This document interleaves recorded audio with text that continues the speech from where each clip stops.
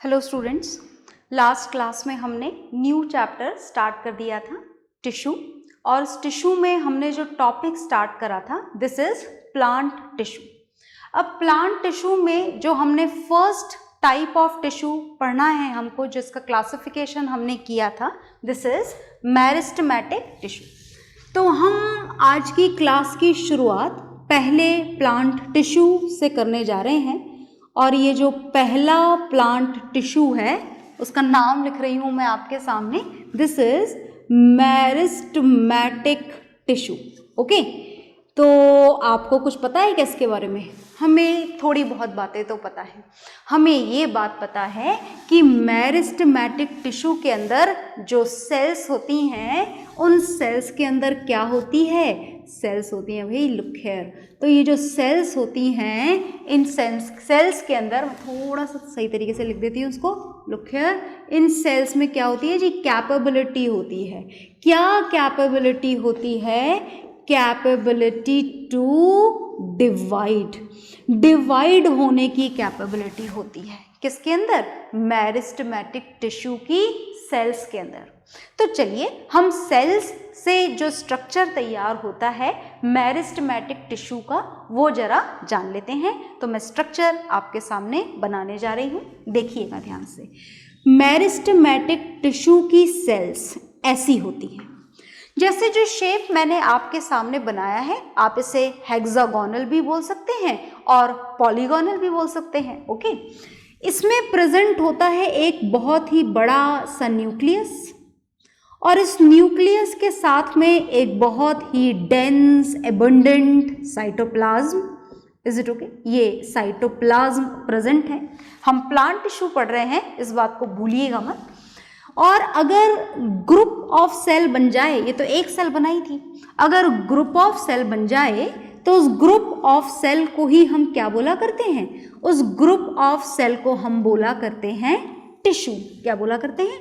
Tissue बोला करते हैं। तो बन गई है ग्रुप ऑफ सेल्स। ओके, और बना दीजिए इन सारी सेल्स में एक बड़ा सा developed prominent nucleus and dense cytoplasm. ये बड़ा सा न्यूक्लियस और डेंस साइटोप्लाज्म, ये बड़ा सा न्यूक्लियस और डेंस साइटोप्लाज्म, और ये बड़ा सा न्यूक्लियस और फिर दोबारा से डेंस साइटोप्लाज्म। तो ये बनाया गया है आपके सामने प्रेजेंट मेरिस्टेमेटिक टिश्यू का स्ट्रक्चर। Is it okay? Which is a group of cell which has to perform a specific function in the body. Okay, तो चलिए इसके बारे में हम यहीं पर कुछ मार्क लगा लेते हैं। तो हम बात करते हैं सबसे पहले इसकी सेल वॉल की। तो जो इसकी सेल वॉल होती है, प्लांट टिश्यू पढ़ रहे हैं ना, तो प्लांट टिश्यू पढ़ रहे हैं तो सेल वॉल भी होगी, बिल्कुल सेल वॉल होती है। और ये जो सेल वॉल होती है this is very thin cellulose cell wall. कैसी वॉल होती है ये? थिन सेल्यूलोज सेल वॉल होती है। आगे चलिए, ये आपको दिखाई दे रहा है इसका न्यूक्लियस, और न्यूक्लियस के साथ साथ हमको यहाँ पर ये दिखाई दे रहा है डेंस साइटोप्लाज्म। अब देखो, डेंस आपको दिख रहा हो ना दिख रहा हो, ये तो आपको पता ही है कि इस पार्ट को हम क्या बोलते हैं? साइटोप्लाज्म। और ये डेंस होता है, ये बात मैं आपको बता देती हूँ, मान लीजिए। Is it okay? तो चलिए, हमने जो मेरिस्टेमेटिक टिश्यू का डायग्राम यहाँ पर बनाया है, इस डायग्राम के स्ट्रक्चर से रिलेटेड जो पॉइंट्स हैं हम उसको स्ट्रक्चर में भी लिख लेते हैं। तो हम मेरिस्टेमेटिक टिश्यू के स्ट्रक्चरल पॉइंट लिखने जा रहे हैं। तो इसको देखकर आपको जो जो पता लग रहा है, देखो सबसे पहला काम क्या करना, आप ये फिगर बनाना और इस फिगर को समझ लेना, और इस फिगर में आपको जो जो समझ में आए उसी बात को आप स्ट्रक्चर के पॉइंट्स में लिख देना। मतलब सबसे इम्पॉर्टेंट जो यहाँ पर सीखने वाली बात है वो है किसी भी टिश्यू का स्ट्रक्चर ड्रॉ करना, है ना, इस बात को मत भूलिएगा। तो चलिए जो जो दिख रहा है वो लिख लेते हैं। तो हमें क्या दिखा? हमें दिखा कि दे आर, शेप आपको कैसा दिखा? शेप आपको हेक्सागोनल दिख रहा है, पर ऐसा ज़रूरी नहीं है, इनका शेप ओवल भी हो सकता है। जो सेल्स हैं दे मे बी ओवल। तो ऐसा लिखते हैं कि सेल्स लिखते हैं ना, सेल्स मे बी ओवल और पॉलीगोनल। ओवल भी हो सकती हैं और पॉलीगोनल भी हो सकती हैं। ये इनका शेप है, किसका शेप है ये? सेल्स का। दूसरी बात जो हमें पता लगी वो हमें पता लगी कि they have thin cellulose cell wall. कैसी होती है इनकी cell wall? Thin cellulose cell wall इनके अंदर प्रेजेंट होती है। तीसरी बात हमें जो पता लगी, they have a very big nucleus. Nucleus इनका कैसा होता है? बहुत बड़ा होता है। And a very dense cytoplasm, ना लगाएं आप यहाँ पर, and dense cytoplasm is present in them. Dense cytoplasm is present in them. और कोई खास बात आपको दिखाई दे रही है क्या? देखें जरा इसको ध्यान से। तो एक और जो इम्पोर्टेंट बात है वो ये है कि दे हैव, इनका जो वैक्यूल होता है ना, जो आपने पढ़ा है कि प्लांट्स में बहुत बड़ा होता है, it may cover up to 90% part of the cell, तो ऐसा इन मेरिस्टेमेटिक टिश्यू वाली सेल में नहीं होता है। इनके अंदर दे हैव नो इधर, या तो आप ऐसा लिखेंगे they have either a very small vacuole, या तो होता ही नहीं है इनके अंदर वैक्यूल, और अगर होता भी है तो कैसा होता है? बहुत छोटा होता है। इधर मैं थोड़ा क्लीन करके लिख देती हूँ, देखना ध्यान से, गंदा गंदा नहीं दिखे आपको, स्पेलिंग साफ समझ में आनी चाहिए। तो they have either a very small vacuole और नो वैक्यूल। वैक्यूल या तो इनके अंदर होता ही नहीं है, जैसा दिख रहा है आपको, मैंने नहीं बनाया है, इतना बड़ा सा सेंट्रली लोकेटेड न्यूक्लियस बना दिया है। अगर तो वैक्यूल के बड़े होने के चांसेस तो इस स्ट्रक्चर के साथ ही हमने ख़त्म कर दिए हैं। तो इनका जो वैक्यूल होता है, either it is very small और vacuoles are not at all present in them. आगे सुनिएगा खास बात, मैंने आपको बताया था कि प्लांट्स में जो सेल्स होती हैं वो यूजुअली डेड भी होती हैं बहुत सारी, है ना। पर बात अगर मेरिस्टेमेटिक टिश्यू की करें तो इनके अंदर तो सेल्स के अंदर डिवाइड होने की कैपेबिलिटी है, तो डेड होने का तो कोई चांस है ही नहीं। तो हम यहाँ पर लिखेंगे कि दे आर लिविंग सेल्स। कैसी सेल्स होती हैं ये? लिविंग सेल्स होती हैं। ये हमेशा ही डेड होने के, नॉन लिविंग होने के चांसेस इनके अंदर नहीं होते हैं। और नेक्स्ट खास बात ये है कि दे हैव नो, क्या लिखने जा रही हूँ मैं, पता है क्या आप लोगों को? They have no intercellular space. इनके अंदर कोई इंटरसेल्यूलर स्पेस नहीं होता। पर क्या आप इस वर्ड का मतलब भी जानते हैं, इंटरसेल्यूलर स्पेस का? देखिए ये सेल्स हैं, ये सारे टाइटली पैक्ड हैं। एक सेल और दूसरी सेल के बीच में हमें कोई स्पेस नज़र नहीं आ रहा है, और बस अगर दो सेल के बीच के स्पेस को ही हम यहाँ पर क्या बोलते हैं? Intercellular space. But when we talk about the meristematic tissue, then the cells are very compactly arranged with each other, they don't have any intercellular space. Intercellular space इनमें नहीं होता है। So all these points of structure are here in front of you. You have to draw this diagram and note down all these points of structure of this meristematic tissue. तो आप note down कर लीजिए video pause करके, और फिर हम जानेंगे इसके बारे में थोड़ा और। ओके,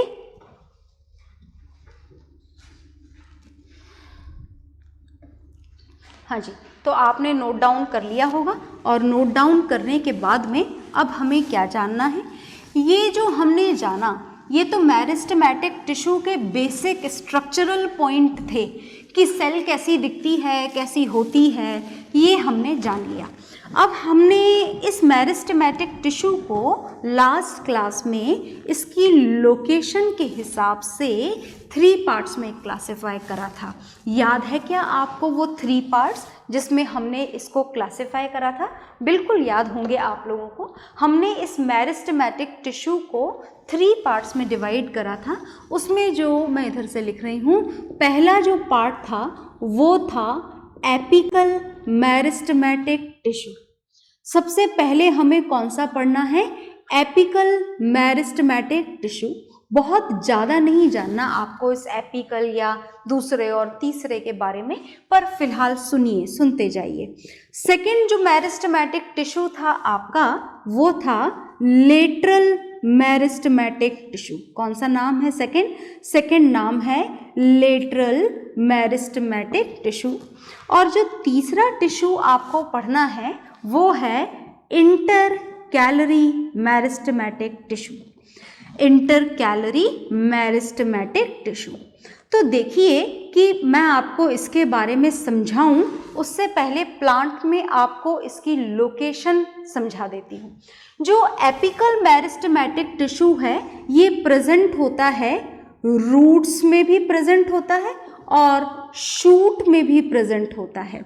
अच्छा, रूट और शूट का मतलब तो समझते हो ना, जमीन के नीचे वाला जो हिस्सा होता है उसे बोला जाता है रूट, और सॉइल, मिट्टी, जमीन, आप जो भी बोलना चाहें, उसके ऊपर का जो हिस्सा होता है जिसमें आते हैं stem, branches, leaves, flowers, fruits, ये सब कौन सा पार्ट होता है? शूट।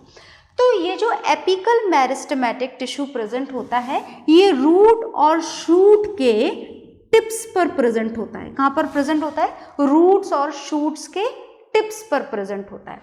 इसके साथ में ये प्रेजेंट होता है इन द एपाइसेस ऑफ, एपाइसेस है, एस आएगा यहाँ पर, in the apices of leaf.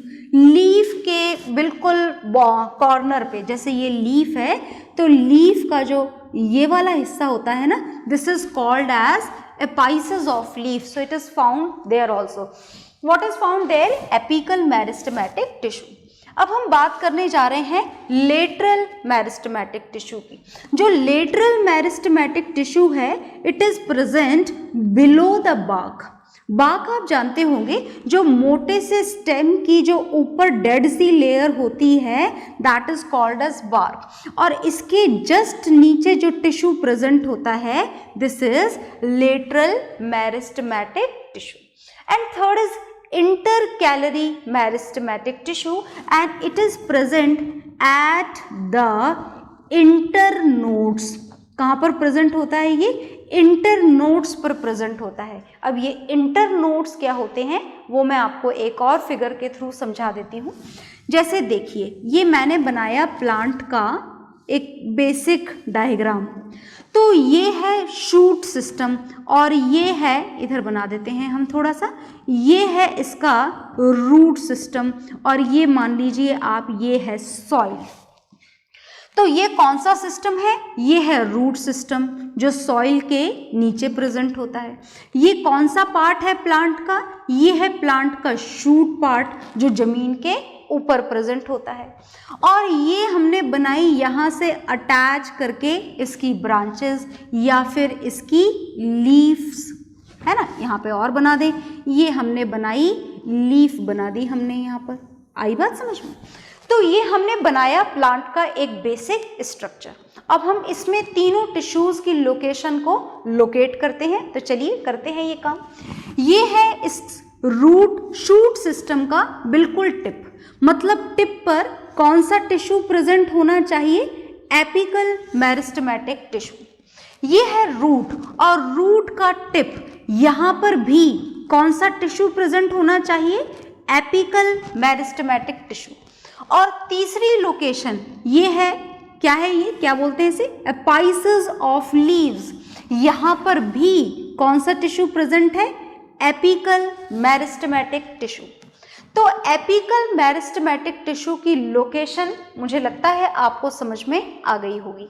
अब ये जो है इसकी outermost layer this is called as bark, और बार्क के जस्ट नीचे below the bark, is it okay, यहाँ पर प्रेजेंट होता है लेटरल मेरिस्टेमेटिक टिश्यू।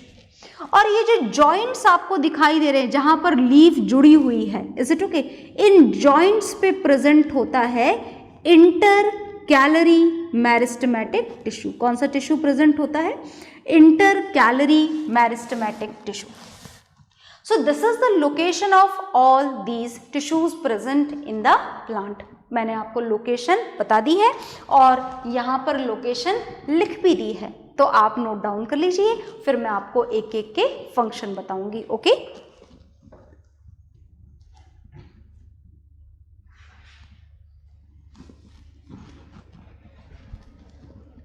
हाँ जी, तो आपने नोट डाउन कर लिया होगा, नोट डाउन करेंगे ज़रूर, ये डायग्राम बनाएंगे ज़रूर, बहुत इंपॉर्टेंट है। तो मैंने आपको इनकी लोकेशन बता दी। अब लोकेशन के साथ साथ हम इन तीनों के फंक्शंस इंडिविजुअली भी जान लेते हैं कि आखिर ये जो 3 मेरिस्टेमेटिक टिश्यू आपने पढ़े, ये प्लांट की बॉडी में क्या फंक्शन कंप्लीट करते हैं। तो लुक हियर, पहले हम जानेंगे एपिकल मेरिस्टेमेटिक के बारे में, फिर हम जानेंगे लेटरल मेरिस्टेमेटिक टिश्यू के बारे में, और ऐसे करके हमको इनके फंक्शंस जानने हैं। तो देखिए, एपिकल मेरिस्टेमेटिक टिश्यू की यहाँ पर मैंने लोकेशन लिख दी थी और अभी थोड़ी देर पहले फिगर में समझा भी दी थी। अब हम पढ़ने जा रहे हैं इसका फंक्शन। किसका फंक्शन पढ़ने जा रहे हैं हम? एपिकल मेरिस्टेमेटिक टिश्यू का। तो जितनी भी ग्रोथ होती है, कौन सी ग्रोथ? सुनिएगा ध्यान से, ग्रोथ, ग्रोइंग टिश्यू है ना मेरिस्टेमेटिक, मेरिस्टेमेटिक टिश्यू का नाम ही क्या है? Growing tissue. It helps in the growth. तो ये किसकी ग्रोथ करवाता है? Growth of roots. वो ग्रोथ किसकी वजह से होती है? एपिकल मेरिस्टेमेटिक टिश्यू की वजह से। Growth of shoot, growth of leaves, इन सबकी ग्रोथ का जो फंक्शन होता है वो कौन कंप्लीट करता है? Apical meristematic tissue. और इस ग्रोथ को, growth of root, growth of shoot, growth of leaf, फटाफट से लीफ बड़ी बड़ी हो जाए, शूट बड़ा बड़ा हो जाए, रूट्स बड़ी बड़ी हो जाएं, इस ग्रोथ को हम प्लांट्स के रिस्पेक्ट में बोला करते हैं प्राइमरी ग्रोथ। कौन सी ग्रोथ बोला करते हैं इसको हम? Primary growth of the plant, इसे बोला जाता है। Is it okay? आगे आ जाइए। यहाँ पर हमको जानना है lateral meristematic tissue which is present below the bark. बाग के नीचे वाली लेयर में ये लेटरल मेरिस्टेमेटिक टिश्यू प्रेजेंट होता है। तो इसका क्या काम होता है? इसका भी काम ग्रोथ करवाना होता है। पर ये किसकी ग्रोथ के लिए रिस्पॉन्सिबल है? It is responsible for the increment in diameter. ये थिकनेस बढ़ाता है, ये इंक्रीज करता है। क्या इंक्रीज करता है? It is responsible for the increment in size of stem. ये स्टेम की मोटाई बढ़ाता है, जिसे आप गर्थ भी बोल सकते हैं। It is responsible to increase the girth of a plant. Plant के स्टेम की गर्थ को, उसको मोटाई को बढ़ाने का काम कौन करता है? Lateral meristematic tissue.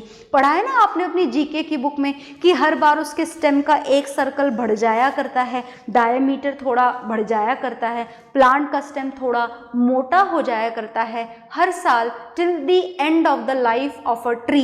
तो उस थिकनेस को बढ़ाने का काम कौन करता है? Lateral meristematic tissue. And according to this biology, this growth of the plant is called as secondary growth. इस ग्रोथ को क्या बोला जाता है? इस ग्रोथ को हम बोला करते हैं secondary growth. Is it okay? आगे देखिए, now we have to know about the intercalary meristematic tissue. So look here very carefully. कहाँ पर प्रेजेंट होता है ये? जॉइंट्स पे प्रेजेंट होता है ये। और जॉइंट्स पे प्रेजेंट होने के कारण जो इसका फंक्शन होता है, it is again responsible for the increase, ये भी इंक्रीज करता है, increase in the length and size of organs. ये ऑर्गन्स की साइज को बढ़ाने का काम करता है। प्लांट में जो ऑर्गन्स होते हैं, उन ऑर्गन की साइज को बढ़ाने का काम कौन सा टिश्यू करता है? Intercalary meristematic tissue. Is it okay? So again the table is ready for you, you note it down in your registers. Okay,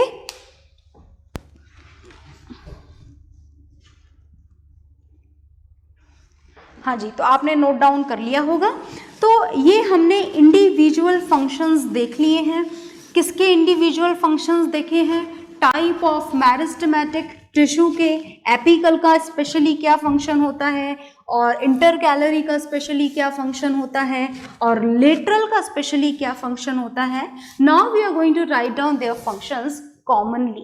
भाई कॉमन मेरिस्टेमेटिक टिश्यू, अगर आपसे ये ना पूछा जाए कि what is the function of apical meristematic tissue, या ये ना पूछा जाए आपसे कि what is the function of intercalary meristematic tissue, अगर एक कॉमन क्वेश्चन एग्जाम में आ जाए that what are the functions of meristematic tissue, अगर मैं फंक्शन ऑफ नहीं लिख रही हूँ, मैं काफ़ी है इतना लिखना, तो अगर हमसे कॉमन फंक्शंस पूछे जाएं मेरिस्टेमेटिक टिश्यू के, तो कॉमन फंक्शंस क्या होते हैं वो अब हमको यहाँ पर लिखने हैं। तो चलिए कॉमन फंक्शंस लिखते हैं मेरिस्टेमेटिक टिश्यू के। तो फर्स्ट कॉमन फंक्शन है मेरिस्टेमेटिक टिश्यू का, that it act like a parent tissue. ये किसकी तरह एक्ट करता है? ये पेरेंट टिश्यू की तरह एक्ट करता है। पेरेंट टिश्यू का मतलब क्या हुआ? पेरेंट टिश्यू का मतलब through which all the different tissues originates, जहाँ से दूसरे टिश्यू का ओरिजिनेशन होता है। तो जो दूसरे टिश्यूज आपने पढ़े हैं, जितने भी नाम आपने लिखे थे लास्ट क्लास में, they all originates from this meristematic tissue, and because of this only this meristematic tissue is known as a parent tissue. क्या बोला जाता है इसको? पेरेंट टिश्यू बोला जाता है। Is it okay? तो it act like a parent tissue as all the remaining tissues, all the remaining tissues develop from it। सारे टिश्यूज इसी से डेवलप होते हैं, इसीलिए इसे क्या बोला जाता है? पेरेंट टिश्यू बोला जाता है। चलिए और देखते हैं इस मेरिस्टेमेटिक टिश्यू के फंक्शंस, देखिएगा ध्यान से और क्या क्या काम है। ये जो मेरिस्टेमेटिक टिश्यू है, this meristematic tissue is responsible, बहुत ध्यान से सुनना, रिस्पॉन्सिबल फॉर द फॉर्मेशन। ये फॉर्मेशन के लिए रिस्पॉन्सिबल है। किसके फॉर्मेशन के लिए? सुनिए ध्यान से। This is responsible for the formation of new branches. Is it okay? New leaves बनती रहती है ना पेड़ों की, तो खास बात ही यही होती है कि जो हमेशा ही उसमें से न्यू ब्रांचेस का फॉर्मेशन होता रहता है। बहुत सारे पेड़ ऐसे होते हैं जो पर्टिकुलर एक टाइम पीरियड के दौरान अपनी सारी लीव्स शेड कर देते हैं, फिर दोबारा से नई उगाती हैं। तो ये नई नई लीव्स का बनना, नई नई ब्रांचेस का बनना, नए फ्लावर्स का उगना, नए फ्रूट्स का बनना, this all function is going to be completed by the meristematic tissue. So this is responsible for the formation of new branches, new leaves, new flowers, fruits। इन सब के बनने के लिए कौन रिस्पॉन्सिबल होता है? Meristematic tissue. Is it okay? चलिए आगे देखते हैं, देखिएगा। इट इज ऑल्सो रिस्पॉन्सिबल, बहुत ध्यान से देखिएगा। It is also responsible for the increase in height and girth of a plant। Height भी यही बढ़ाता है और प्लांट के स्टेम की, ब्रांचेस की थिकनेस भी यही बढ़ाता है। Is it okay? दोनों ही काम कौन करता है? Meristematic tissue. अच्छा, अगर इस प्लांट का कोई सा पार्ट इंजर्ड हो जाए, है ना, जैसे कि आपने काट दिया है, दोबारा से उसे ग्रो करना है, अपने आप को हील करना है, इन दैट कंडीशन जो हीलिंग वाला प्रोसेस होता है, is it okay? Healing is also done by the same tissue. वो भी कौन सा टिश्यू कंप्लीट करता है? मेरिस्टेमेटिक टिश्यू ही कंप्लीट करता है। अच्छा, एक और पॉइंट सुनना ज़रा ध्यान से। देखिए, जैसे बहुत तेज हवा आती है तो पेड़ की ब्रांचेस ऐसे मुड़ जाती हैं, है ना, कई बार तो स्टेम ही मुड़ जाता है, पर मुड़ने के बाद में भी उसके बाद में जो न्यू शूट पार्ट्स की ग्रोथ होती है, that is always in the upward direction, है ना। दोबारा से नई ब्रांच बनेगी तो अपवर्ड डायरेक्शन में, न्यू स्टेम ग्रो होगा तो अपवर्ड डायरेक्शन में। तो आखिर हमेशा जो ग्रोथ होती है वो ग्रेविटेशन के अपोजिट डायरेक्शन में ही होती है, and this growth of shoot system always in the upward direction is controlled by the intercalary meristematic tissue. तो हम यहाँ पर लास्ट पॉइंट इसका लिखने जा रहे हैं, this is the growth of shoot in the upward direction, is also controlled by the meristematic tissue, is done by which meristematic tissue? By the calorie meristematic, यहाँ नहीं आएगा, intercalary meristematic tissue. Is it okay? So these are the function of meristematic tissue. सारे functions मैंने आपके सामने लिख दिए हैं, आपको नोट डाउन करने हैं और नोट डाउन करने के साथ साथ लर्न भी करना है. ओके